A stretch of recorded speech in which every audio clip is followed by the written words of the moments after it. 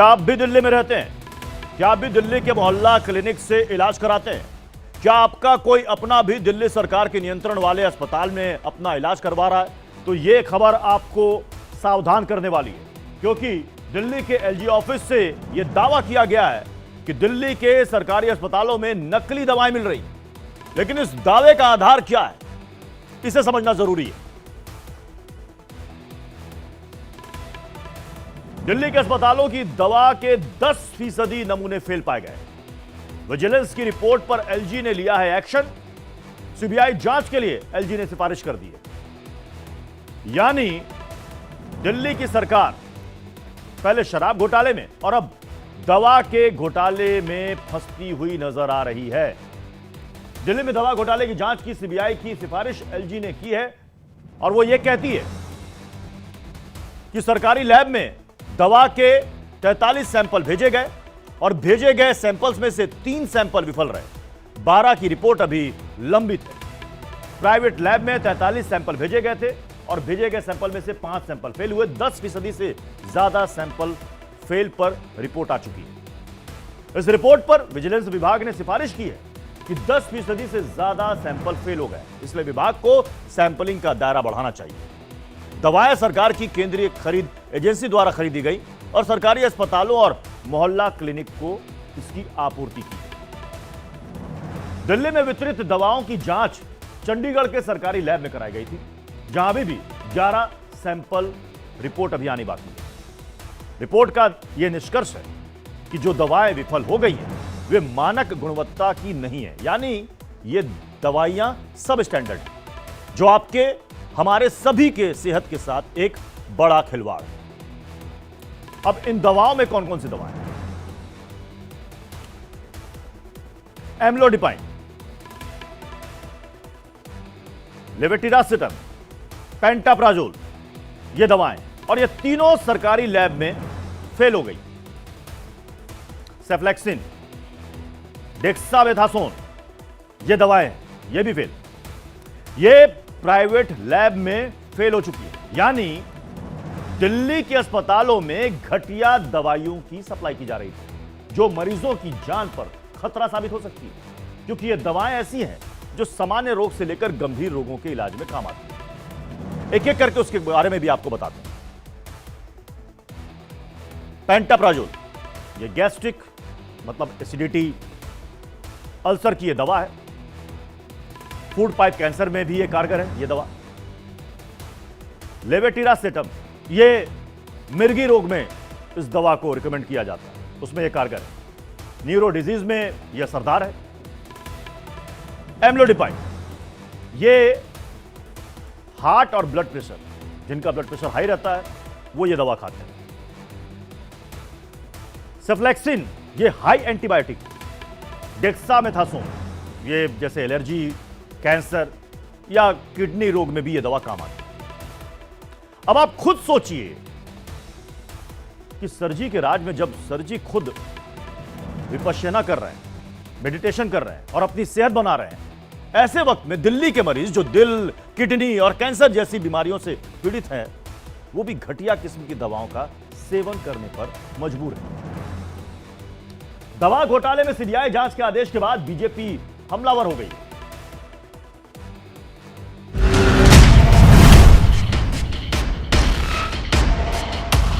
मोहल्ला क्लिनिक का उद्घाटन हो रहा है। इस पूरे दुनिया में कोई पार्टी बनी हो और बनने के अपने सबसे कम समय में सबसे बड़ी भ्रष्टाचार का आरोपी बन गई हो, ये आम आदमी पार्टी के साथ ही हुआ। नकली दवा की जो बात आ रही है ना, असल में आम आदमी पार्टी के शीर्ष नेताओं का सब कुछ नकली नकली ही है।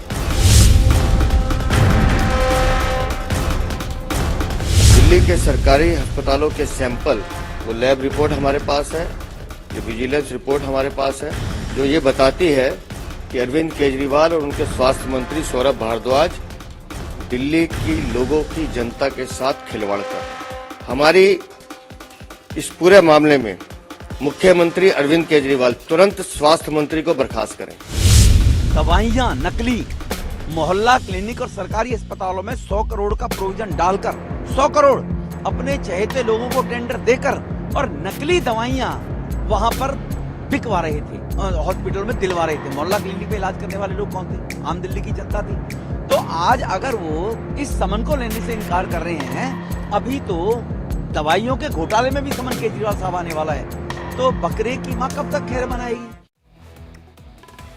दवा घोटाले के मामले में सीबीआई जांच की संस्तुति के बाद दिल्ली सरकार के स्वास्थ्य मंत्री सौरभ भारद्वाज ने एक्स पर कुछ दस्तावेज शेयर किए और अपनी सफाई दी। सौरभ भारद्वाज ने कहा कि मैं खुद दवा की गुणवत्ता की जांच नहीं कर सकता हूं, सिर्फ निर्देश दे सकता हूं जो मैंने दिया। एक अधिकारी अपना काम ठीक से नहीं कर रहा है तो उस पर कार्रवाई होनी चाहिए। इससे पहले दिल्ली सरकार के दूसरे मंत्री गोपाल राय ने कहा कि पूरी जानकारी जुटाकर सरकार अपना रुख साफ करेगी। केंद्र सरकार की एजेंसी ईडी को ये मालूम है कि अरविंद केजरीवाल जी 10 दिन के विपाशना में गए हुए हैं। ऐसे में आप पीछे से कह रहे हैं कि हमने सम्मन दे दिया। अरे भाई, आपने सम्मन दे दिया, लिया किसने आपका सम्मन? तो सिर्फ और सिर्फ एक राजनीतिक परसेप्शन बनाने के लिए आपने सम्मन दिया। इसका मतलब यह है कि आपको कानून से, लीगैलिटी से कोई लेना देना नहीं है। आप सिर्फ एक राजनीति के चलते केंद्र सरकार के दबाव में इस सम्मन को कर रहे हैं। यानी अभी भी ब्लेम गेम का दौर जारी है। सौरभ भारद्वाज, जिनके पास स्वास्थ्य मंत्रालय का जिम्मा है, वो अब दोष हेल्थ सेक्रेटरी पर डाल रहे हैं।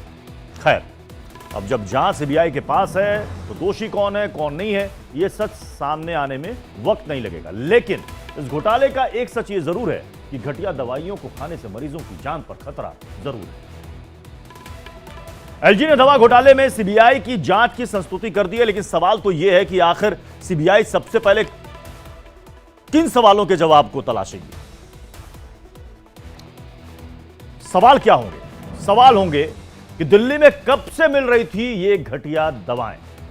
घटिया दवाइयों ने कितनी जानें ली? घटिया दवाइयों ने कितने लोगों को बीमार कर दिया? मरीजों की जिंदगी से जानकर क्या खिलवाड़ किया गया? कमीशन के लिए क्या घटिया दवाइयों को हरी झंडी दी गई? दिल्ली की केजरीवाल सरकार ने मोहल्ला क्लिनिक की व्यवस्था को सबसे ज्यादा प्रमोट किया था।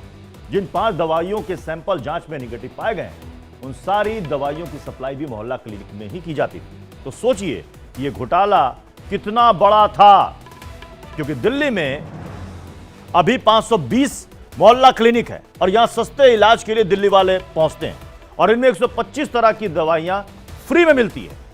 दिल्ली सरकार का लक्ष्य 1000 मोहल्ला क्लिनिक का है। रोजाना 60,000 मरीजों का इलाज यहां पर किया जाता है।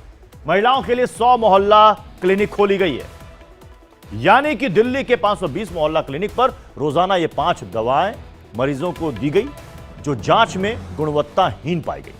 केजरीवाल की सरकार ने सस्ते इलाज के नाम पर मोहल्ला क्लिनिक का मॉडल पेश किया था। मोहल्ला क्लिनिक के नाम पर केजरीवाल ने दिल्ली वालों से हर चुनाव में वोट मांगे। जनता के इसी भरोसे की वजह से 2 बार अरविंद केजरीवाल विधानसभा चुनाव जीतने में सफल भी रहे, जबकि इस बार के एमसीडी चुनाव में बाजी भी मार ली। लेकिन अब सवाल उठ रहे हैं कि क्या इन जीतों की कीमत वो मासूम दिल्ली वाले बने जिन्होंने आम आदमी पार्टी को वोट दिया था? दिल्ली के मोहल्ला क्लिनिक में वही जाते थे जो महंगा इलाज का खर्च नहीं उठा पाते थे, लेकिन उनको भी सस्ते इलाज के नाम पर घटिया दवाइयों के इलाज मिलने का दावा किया जा रहा है, जिसकी जांच अब सीबीआई करने वाली है। ऐसे में दिल्ली के सीएम अरविंद केजरीवाल अपने मानसिक और शारीरिक स्वास्थ्य को ठीक करने के लिए पंजाब में विपश्यना केंद्र में ध्यान लगा रहे हैं। दिल्ली सरकार पर दवा घोटाले का जो आरोप लग रहा है वो ये है कि दवाओं की गुणवत्ता में कमी थी और इसी को नकली दवा बताया जाता है, क्योंकि नकली दवाओं में असली दवाओं की अपेक्षा जिस मात्रा में सॉल्ट मिलने चाहिए वो नहीं मिलते हैं, कम रहते हैं, जिससे नकली दवा 2 तरह से खतरनाक हो जाती है। पहली तो यह कि वो असली दवा की कीमत पर बाजार पर आती है, इसलिए उसके लिए भी आपको उतनी ही कीमत चुकानी पड़ती है। और दूसरा ये कि नकली दवा रोग पर असरदार कम होती है, असर देर में करती है या नहीं भी करती है। अधिक समय की वजह से जान का खतरा बढ़ता है, रोग शरीर में देर तक रहता है। नकली दवा से इंफेक्शन का खतरा होता है, नई नई बीमारी होने का खतरा भी बढ़ता है। सॉल्ट में असमानता साइड इफेक्ट पैदा करता है। यानी कि अगर डॉक्टर सही मर्ज को पकड़ भी ले, उसके लिए सही दवा भी ले, मरीज दवा ले भी ले, लेकिन फिर भी उसके स्वस्थ होने की गारंटी नहीं है, क्योंकि वो घटिया दवा का शिकार है, क्योंकि वही तो खा रहा है। उसे लग रहा है कि ये दवा सही है और वो उसे खा रहा है। मरीज और उसका परिवार ठीक होने के लिए पैसा भी लगाता है और वक्त भी लगाता है। घर में एक सदस्य के बीमार होने पर पूरे घर का मानसिक स्वास्थ्य बिगड़ जाता है। ऐसे में घर में लगातार खराब स्थिति बनी रहने पर स्थिति विस्फोटक हो जाती है और इंसान का सब्र टूटने लगता है। अगर घर का वो बीमार कोई नवजात या बच्चा हो तो परिस्थितियां और खतरनाक हो जाती हैं। घटिया दवाओं के इस घोटाले ने दिल्ली वालों के इसी नब्ज पर वार किया है। दिल्ली में दवा घोटाले की सीबीआई जांच की संस्तुति के बाद दिल्ली के अस्पताल का जायजा लिया हमारे संवाददाता वैभव ने। जल्दी से आपको ये रिपोर्ट दिखाते हैं। दिल्ली के गवर्नर वीके सक्सेना ने सीबीआई को एक लेटर लिखा है और ये जांच की मांग की है कि दिल्ली के निजी और सरकारी अस्पतालों में कई ऐसी दवाइयां हैं जिनमें मिलावटी सैंपल्स मिले हैं और ऐसे में आरोप लगाया है दिल्ली के गवर्नर ने कि इन दवाइयों के सैंपल्स जो सामने आए हैं चंडीगढ़ की लैब में वो बहुत खतरनाक हैं, लोगों की जान के साथ खिलवाड़ हो सकता है। इस वक्त हमारी मौजूदगी एलएनजेपी हॉस्पिटल के बाहर है। आपको पता है कि कोविड एक बार फिर से सामने आ रहा है। ऐसे में लोगों की भीड़ भी लगातार अस्पतालों में बढ़ती जा रही है और मरीजों की संख्या बढ़ रही है। ऐसे में बहुत जो अलग अलग बीमारियां हैं उसके मरीज अस्पतालों में पहुंचते हैं, चाहे दिल्ली सरकार के हों या फिर निजी हॉस्पिटल्स में। ऐसे में उनकी जान के साथ खिलवाड़ हो रहा है, ऐसा आरोप वीके सक्सेना ने लगाया है। अगर मिलावटी दवाई अगर मिलती है, कितना खतरनाक होती है स्वास्थ्य के लिए? क्या कुछ रिएक्शन? भाई दवाई तो जो नकली दवाई होती है वो तो खतरनाक ही होती है, जान के लिए भी, माल के लिए भी, हर एक चीज के लिए। और बाकी है डॉक्टर वगैरह कोई सुनता नहीं है, चाहे मरीज कितना भी चिल्लाता रहे नहीं। एक तरफ